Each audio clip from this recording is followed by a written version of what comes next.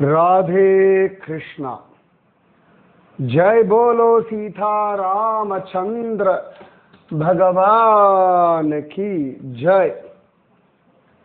श्री राम जय राम जय जय राम। श्री राम जय राम जय जय राम। श्री राम जय राम जय जय राम। श्री राम जय राम जय जय राम। जय बोलो सीता रामचंद्र भगवान की जय। जय बोलो राष्ट्र गुरु समर्थ रामदास स्वामी की जय। जय बोलो वीर धीर सूर आंजनेय स्वामी की जय।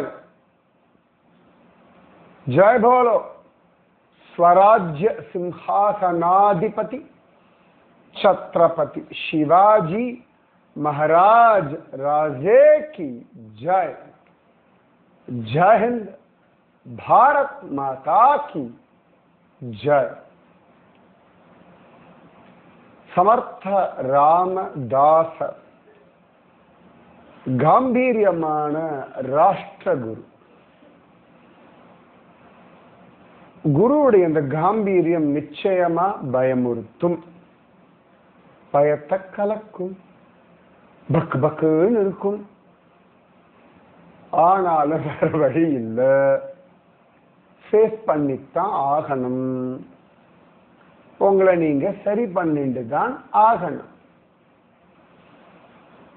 போலீஸ்காரனை பார்த்தா திருடனுக்கு பயம் வந்துதான் ஆகணும். வரலன்னா தப்பு.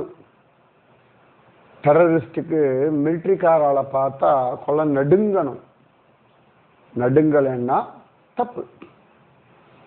தப்பு பண்றவாளுக்கு சரியா இருக்கவாளை பார்த்தா பயம் வரணும், வந்தே ஆகணும்.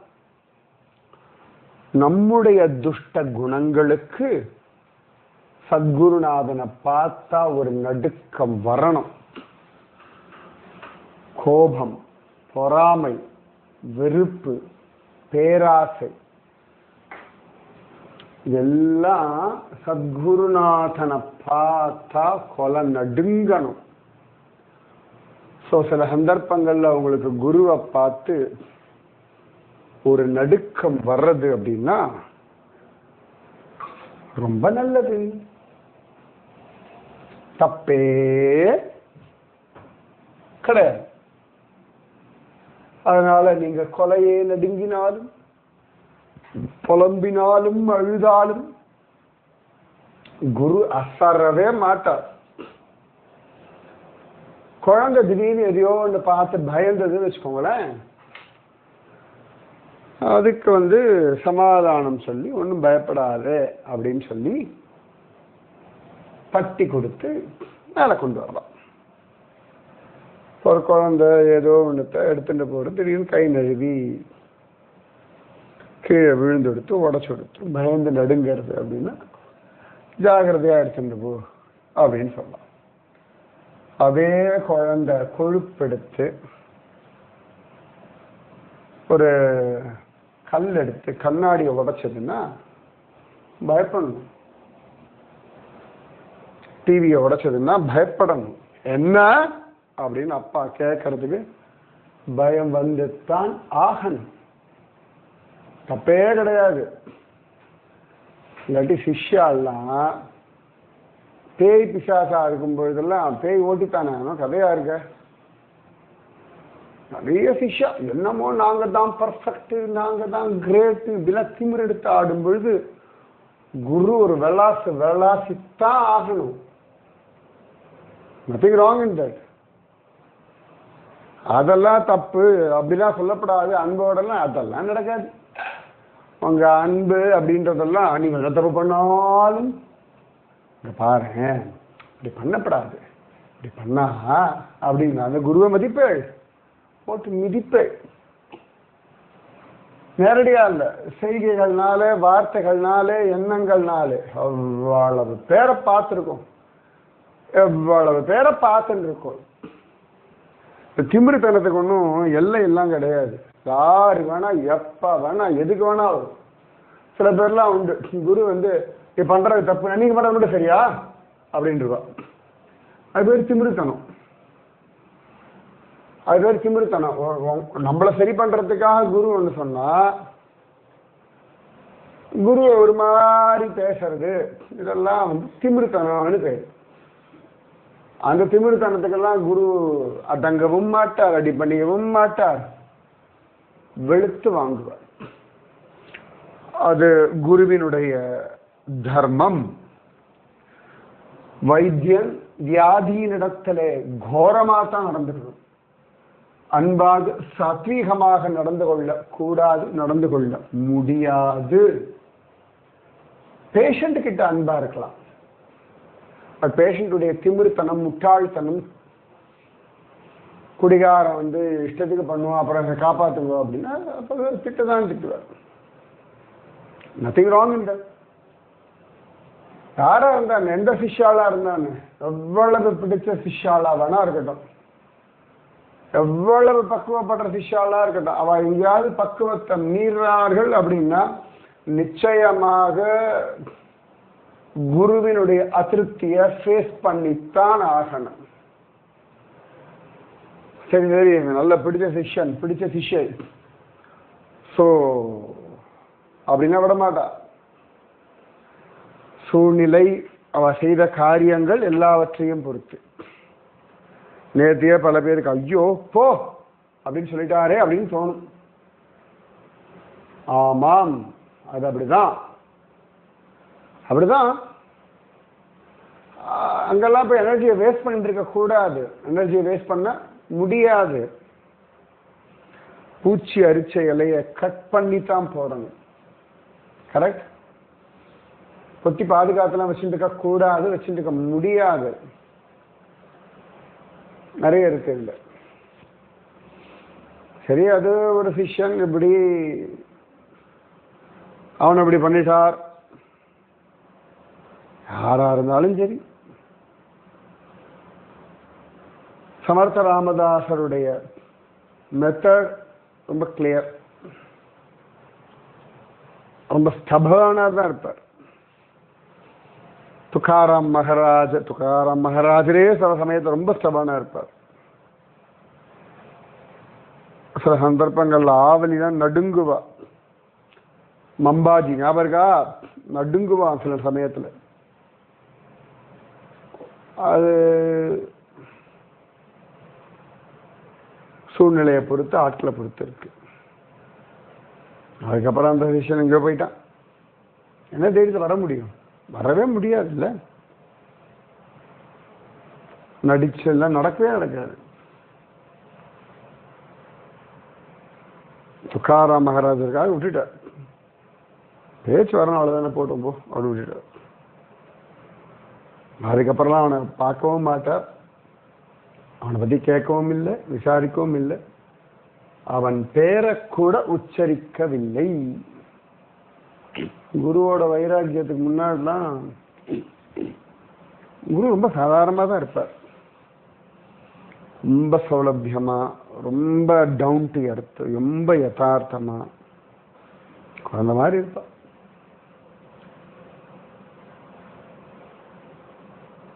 சில சந்தர்ப்பங்கள்ல சில பேருடைய செய்கைகள், குருன்ற மேருமலை, அந்த வைராக்கிய சிகாமணியினுடைய வைராக்கியத்தினுடைய வீச்சு அவ்வளவு வேகமா, அவ்வளவு ஆழமா இருக்கும். கடல் தேமேன்னு தான் இருக்கும். பொங்கித்துன்னா அலறத்தானே செய்யும். சாது மிரண்டால் காடு கொள்ளாதுன்னு வந்தா நிஜமாவே சாது. ஒரு சந்தர்ப்பத்துல சிவாஜி மகாராஜா ராஜே அவர் கொஞ்சம் உடம்பு முடியாம இருந்தார். ஏதோ ஒரு காய்ச்சல், ஒரு லாங் டியூரேஷன் காய்ச்சல், கிட்டத்தட்ட 2 மாசமா காய்ச்சல்.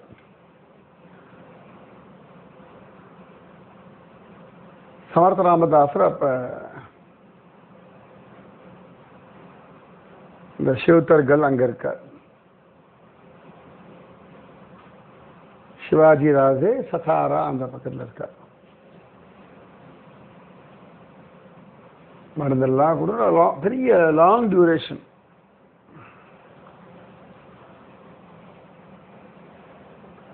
எப்பொழுதுமே சிவாஜி மகாராஜாவுக்கு ஏதான கொடுத்து அனுப்புறது செய்திகள் அந்த மாதிரிலாம் வந்தா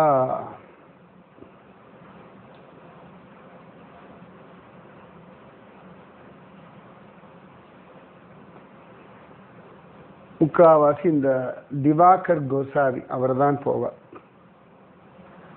ஏன்னா ஒரு ராஜ விஷயம்னு பொழுது சில பேரை தான் அந்த வேலையில விடணும். எல்லாரையும் அதில் கொண்டு விட முடியாது. புதுசாக ட்ரெயின்மெண்ட் இருக்க கூடாது. நிறைய இருக்கு வச்சுக்கோங்களேன். Depends upon. முக்காவாசி திவாகர் கோசாவி போவார். சமர்த்த ராமதாசர் கொடுக்கக்கூடிய செய்தியா இருக்கட்டும், இல்லாட்டி ஏதாவது பிரசாதமா இருக்கட்டும், ஏதோ ஒன்று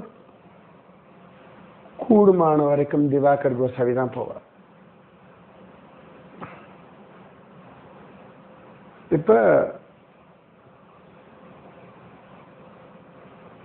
ஒரு சந்தர்ப்பம், அவர் ஊர்ல இல்லை. அவருடைய ஏதோ ஒரு பர்சனல் விஷயம், புள்ள கல்யாணமோ எதுக்கோ அவர் போயிட்டார். சமர்த்த ராமதாசர் பார்த்தா சரின்னு சொல்லி கல்யாண் சுவாமி அவர்கிட்ட வந்து சமர்த்த ராமதாசர் ஜபிச்ச தீர்த்தம், அப்புறமா விபூதி மாதிரி இந்த கருப்பு பொடி இருக்கும் இல்லையா, மகாராஷ்டிராலாம் வார்க்கரிக்காரெல்லாம் நெத்தி வைட்டுப்பா, அந்த மாதிரி ஹோம பொடி மாதிரி வச்சுக்கோங்களேன், சாம்பல் மாதிரி, அது ரெண்டுத்தையும் கொடுத்து கல்யாண் சுவாமி கிட்ட கொடுத்து சிவாஜி மகாராஜா கிட்ட கொண்டு கொடுத்து என்னோட ஆசீர்வாதத்தை சொல்லு, நானும் பிரார்த்திச்சிருக்க, நிறைய நாமஜபம் பண்ண சொல்லு, எல்லாம் சொல்லி அனுப்பிட்டார். கல்யாண சுவாமி அழகா வர, குதிரையில தான் அனுப்புற சமர்த்த ராமதாசர். கல்யாண சுவாமி அழகா வந்தாச்சு. சிவாஜி ராஜேவை பார்க்க வர கல்யாண சுவாமி நிறைய அந்த மாவளாக்கெல்லாம் தெரியும். அந்த சிவாஜி மகாராஜாவுடைய கீழே கூடிய மாவளா பல பேருக்கு சமர்த்த ராமதாசர் கல்யாண சுவாமி இவாள்லாம் தெரியும். அப்போ அவரை ரொம்ப நேரம்லாம் நிற்க வைக்கல, உடனேயே கடகடன்னு சிவாஜி மகாராஜா உடம்பு முடியாத நிறைய பேரை மீட் பண்ணாமல் இருந்தார். இப்போ சிவாஜி ராஜா கிட்ட சொல்ல உடனே அனுப்புங்கன்னு சொல்ல, கரெக்டாக அவர் தூரத்தில் வரும்பொழுதே பார்த்தாச்சு. அதுக்குள்ள சிவாஜி ராஜா கிட்ட சொல்லியாச்சு. ராஜா அப்படியே படுக்கையிலே கொஞ்சம் எழுந்து சாஞ்சி உட்காந்துட்டு இருந்தார். கல்யாண சுவாமி தான் நேரம் வந்தாச்சு அந்தப்புறத்துக்கு. வந்து உள்ள வந்து அழகா சிவாஜி மகாராஜே கையெல்லாம் கூப்பி ரொம்ப மரியாதையா, ஏன்னா சமர்த்த ராமதாஸ் அனுப்பியிருக்கா, கல்யாண சுவாமியை பற்றியும் சிவாஜி ராஜேவுக்கு நல்லா தெரியும். அப்ப சிவாஜி ராஜே ஏன் நிற்கக்கூடும், அவ்வளோ கலப்பா இருந்தா. இப்போ கல்யாண சுவாமியை பக்கத்தில் வந்து சமர்த்த ராமதாசர் கொடுத்த தீர்த்தம், அதுக்கப்புறமா அந்த விபூதி இதெல்லாம் விட்டு விட்டு அவருக்கு கொடுத்தார். யூஸ்வலாக வேறு யாராவது உள்ளேயே விட மாட்டா, ரொம்ப எல்லாம் செக் பண்ணா. சில பேர்லாம் நம்பிக்கைக்கு பாத்திரமானவர்கள் ஒன்று உண்டு இல்லையா. ராஜாங்க விஷயத்துல அப்பப்ப யாரையாவது செக் பண்ணிட்டே தான் இருக்கணும். சும்மா எல்லாரெல்லாம் அப்படியே நம்ப கூடாது. ஒரு ராஜநீதி, ராஜ தர்மம், நம்பிக்கைன்றது இருக்கணும். அதே சமயத்தில் ஒரு ஜாகிரதையும் இருக்கணும். பட் கல்யாண சுவாமியை தெரியும், சமர்த்த ராமதாசரை தெரியும். அதனாலே அவ பாட்டுக்கு வந்தார், எல்லாம் கொடுத்தார். சிவாஜி ராஜே ரொம்ப சந்தோஷம். சமர்த்த ராமதாசர் இவ்வளவு தூரம் அக்கறை வச்சுண்டு எனக்காக எல்லாம் பண்ணியிருக்காரு. கல்யாண சுவாமியை பார்த்து சிவாஜி ராஜன், குருநாதர் கிருப்பை எல்லையில்லாதது, அவ்வளவு தூரம் என் மேல அக்கறையும் உரிமைன்னு சொன்னாலே. திரும்பி நான் சொல்றேன், சிவாஜி ராஜையை போல ஸ்ரத்தையும் நம்பிக்கையும் வினயமும் இருக்குன்னா குரு கிருப்பை அப்படி வர்ஷிக்கும், மழை போல பொழியும். குரு காருண்யத்தை வாங்கிக்கிறதுக்கு நீங்க சாதாரணமா இருந்தாலே போதும். நீங்க ரொம்ப யோசிக்கவே வேண்டாம். நீங்க பாட்டுக்கு குரு சொல்றதை பண்ணிட்டு நாமஜபம் பண்ணிட்டு உங்க கடமைகளை பண்ணிட்டு இருந்தா போதும். குரு கிருப்பை தானா வர்ஷிக்கும். இந்த ரூம் போட்டு யோசிச்சுட்டு இருந்தால்தான் கஷ்டம். புரியுறதா? கொஞ்சம் சாதாரணமா இருந்து அவ்வளவுதான். குரு கிருப்பையை சம்பாதிப்பதற்கு இதை விட சுலபமான ஒரு குறுக்கு வழி எனக்கு தெரியாதுப்பா. நான் குருஜி அம்மா சொன்னதை பண்ணேன், நாமஜபம் பண்ணேன், அம்மா சொன்னது அவ்வளோதான். எதெல்லாம் நான் பண்ணலையே அங்கெல்லாம் வாங்குவேன், நல்லா வாங்குவேன். எதெல்லாம் பண்ணேன்னா அப்பயும் வாங்குவேன். என்னடா நான் கிருப்பையை வாங்கிப்பேன். ஒழுங்கா பண்ணேன்னா அதுக்கு ஏற்ற மாதிரி அந்த சைடு எஃபெக்ட்ஸ் அப்படின்னா தெரியும். பட் எல்லாமே அனுபவம் தான் வச்சுக்கோங்க. அதெல்லாம் தாண்டி தாண்டி தான் வந்திருக்கேன், இன்னும் தாண்டி தாண்டி போயிட்டு தான் இருக்கேன். அதெல்லாம் குரு கிருப்பை. இப்போ ரொம்ப சந்தோஷப்பட்டார் சிவாஜி ராஜே. அந்த முடியாதனத்தில் கூட அவருக்கு ஒரு உற்சாகம் வந்தது. அப்போ சிவாஜி ராஜே கேட்டார், ரொம்ப சந்தோஷம், நீ இவ்வளவு தூரம் வந்திருக்கீர்கள், உங்களுக்கு ஏதானும் கைங்கரியம் நான் பண்ணணும். உங்களுக்கு பண்ணாலே அது குருநாதருக்கு பண்ண மாதிரி, உங்களுக்கு ஏதானும் நான் பண்ணணுமா சொல்லுங்க, நான் பண்றேன் அப்படின்னு சொல்ல. பல தடவை சிவாஜி ராஜே சமர்த்த ராமதாசர் இடத்துல இதை பண்றேன் அதை பண்றேன் என்னெல்லாமோ கேட்பார். சமர்த்த ராமதாசர் ரொம்ப ரேரஸ்ட் ரேரா ஒன்று ரெண்டு விஷயங்கள் பண்ண சொல்லியிருப்பார், அவ்வளவுதான். இல்லாட்டி கூடுமான வரைக்கும் இந்த ராஜாங்க விஷயங்கள், ராஜேவனுடைய சகாயம் இதுக்குள்ள போகவே மாட்டார். சாதாரண மனுஷா கிட்ட போவா, பிக்ஷை எடுப்பார், எல்லாம் பண்ணுவார். சிவாஜி ராஜேவுக்கு எல்லாம் பண்ணுவார். ரொம்ப இப்ப சிவாஜி ராஜே சொன்னாரு சொல்லி சஜ்ஜன்கள்ல தங்கினார். இந்த மாதிரி ரொம்ப ராரா சில விஷயங்கள், அவ்வளவுதானே ஒழிய இல்லாட்டெல்லாம் சமர்த்த ராமதாசர் ஒண்ணுமே கேட்க மாட்டார். நம்ம கல்யாண சுவாமியும் பிரம்மச்சாரி தானே, சமர்த்த ராமதாசர் கூட தானே இருக்கார். அன்னைக்குன்னு பார்த்து நம்ம கல்யாண சுவாமிக்கு சிவாஜி ராஜாவோட கேட்டவொடனே ஒன்று தோணிடுத்து. என்ன தோணித்து அப்படின்னா, நாளைக்கு சொல்றேன் அப்படின்னு சொல்ல மாட்டேன், இன்னைக்கே சொல்றேன். அவருடைய பிரதர் உண்டு, தத்தாத்திரேய கோசாவின் ஷிரூர் மட்டும்லாம் அவர் தான் பார்த்துட்டு இருந்தார், பார்த்துட்டு இருக்கார். அவர் அந்த இடத்துடைய மட்பத்தி அவர் தான். அந்த சிவாஜி ராஜே அந்த ஷிரூர் மட்டுக்குன்னு சொல்லி ஒரு 10-11 நல்லா காராம் பசுக்கள், நல்ல பால் தரக்கூடிய பசுக்களை அந்த மடத்துக்கு பிரத்யேகமா கொடுத்திருந்த. சில சந்தர்ப்பங்கள் என்ன ஆகும்னா, இந்த கீழே இருக்கிறவா என்ன பண்ணுவா, அவளா ஒரு முடிவு எடுத்துருவா. சிறூர் மடத்துக்கு வந்து பரவாயில்ல எல்லாம் கிடைக்கிறது அப்படின்னு சொல்லிட்டு வேற யாரோ சம்பிரதாயமோ மட்டமோ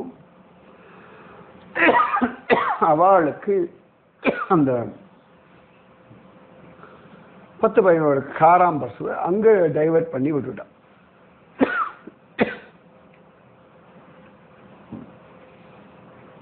சாதாரணமா சிவாஜி ராஜே வந்து எல்லாமே ரீசெக் பண்ணுவார். அன்னைக்கு அந்த விஷயத்துல என்னமோ கொஞ்சம் அப்படி மற்ற வேலைகளில் பிஸியா இருந்தார் என்னமோ. பட் ராஜா வந்து பிஸியா இருந்தா அதெல்லாம் காரணம் சொல்லப்படாது. நீங்க ஹையர் லெவல்ல போக போக போக போக நான் அவளை நம்பி சொன்னேன், எல்லாம் ஒழுங்கா நடக்கும்னு எதிர்பார்க்கிறேன், ஒழுங்கா அந்த கதையே பிரயோஜனம் இல்லை. அது ஒரு பிளாக் மார்க். நீங்க எத்தனைக்கு எத்தனை வசனம் போன அசல் அத்தனைக்கு எத்தனை பொறுப்புகளை நீங்கள் சுமக்க தயாராகணும்.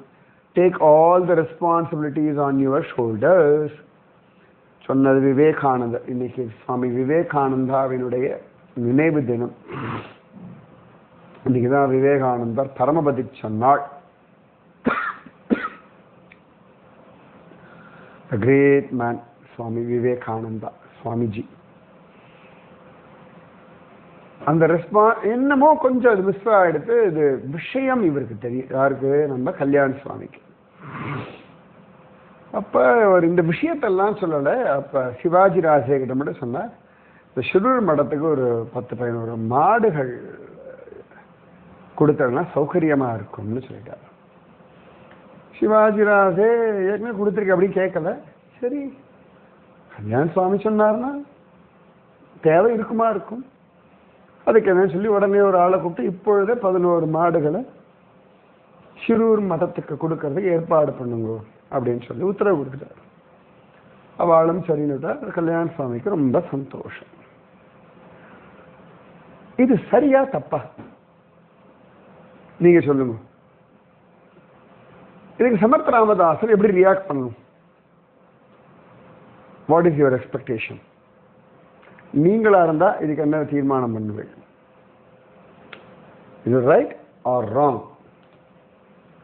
நீங்க யோசிக்கணும், சொல்லணும். எனக்கு நீதி விஷயம் நாளைக்கு சொல்றேன். ராதே கிருஷ்ணா. ஸ்ரீராம ஜய ராம ஜய ஜய ராம. ஸ்ரீராம ஜய ராம ஜய ஜய ராம. ஜெய போலோ सीतारामचंद्र भगवान की जय. जय बोलो राष्ट्र गुरु समर्थ रामदास स्वामी की जय. जय बोलो वीर धीर सूर आंजनेय स्वामी की जय. जय बोलो स्वराज्य सिंहासनाधिपति छत्रपति शिवाजी महाराज राजे की जय. जय हिंद. भारत माता की जय. राधे कृष्णा.